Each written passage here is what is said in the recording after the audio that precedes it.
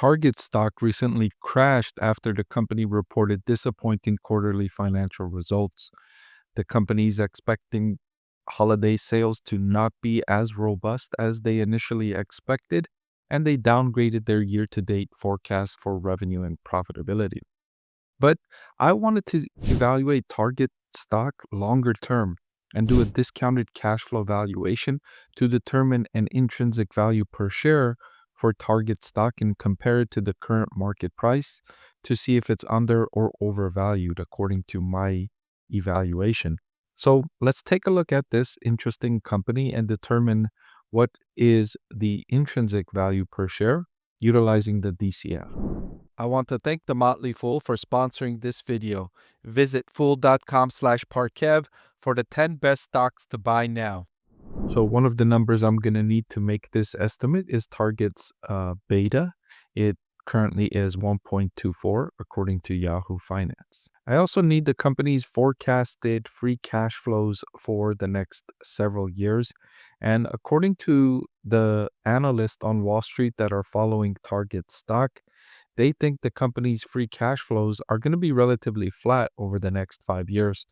The estimate for 2025 is for 4.23 billion in free cash flow, and then 3.59 billion in 2026, and then 3.93 billion in 27, 4.46 billion in 28, and 4.82 billion in 2029. So between 2025 at 4.23 billion and 2029 at 4.82 billion, you're seeing less than $1 billion worth of increase in free cash flow for Target, according to the Wall Street analysts that are following Target stock. This is what they think the company will deliver. I also need Target's market cap, which stands at roughly $60 billion.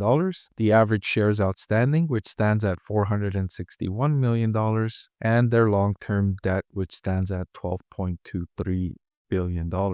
So now that we have our estimates, we can jump into the discounted cash flow valuation model for Target as of December 2nd, 2024. So let's start with the 2024 free cash flow of 3.815 billion. And then starting in 2025, we have the estimates of 4.228 billion, then falling to 3.59, and on. I have forecasted all the way to 2029 the estimated free cash flows that we got from Wall Street analysts. From this point forward, I have the company growing at a transition rate of free cash flow at 8% between 2030 and 2034. And then I have the company settling down starting 2035 at a long-term growth rate of 5% in free cash flow. Now, with all of these expected free cash flows, we need to discount them back to today because money in the future is not worth as much to us as money today. And when we're investing in a company, we're investing in that company's expected cash flows over the next generation, over the next several decades, right? Theoretically, a corporation can last forever. And so we're investing in those future cash flows. But we need to discount them back to today to determine how much we think the business is worth today. That's what this exercise is doing.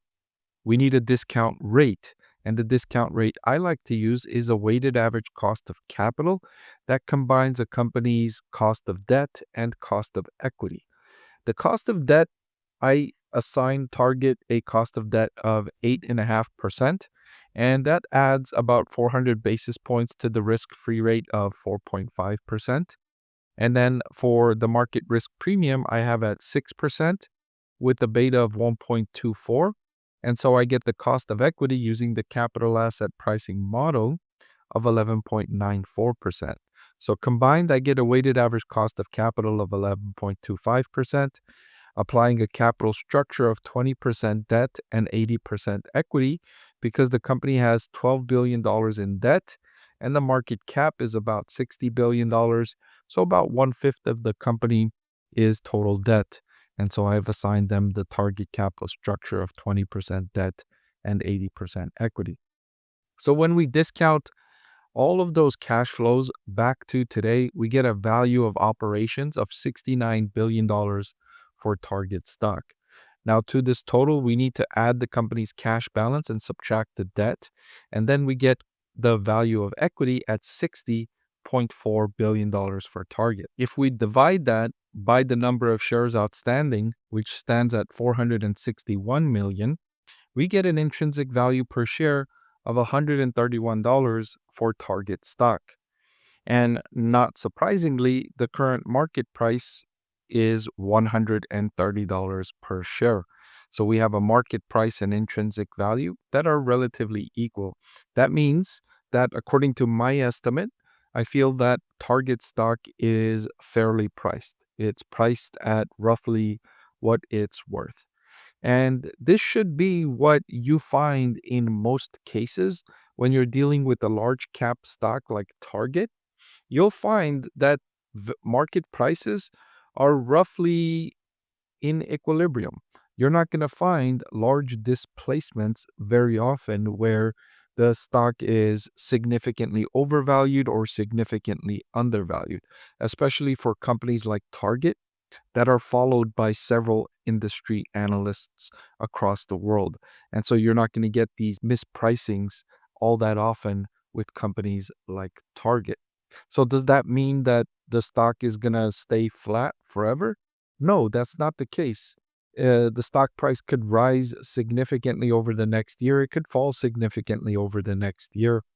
The stock prices are volatile very frequently as estimates change for free cash flows and earnings and multiples, etc.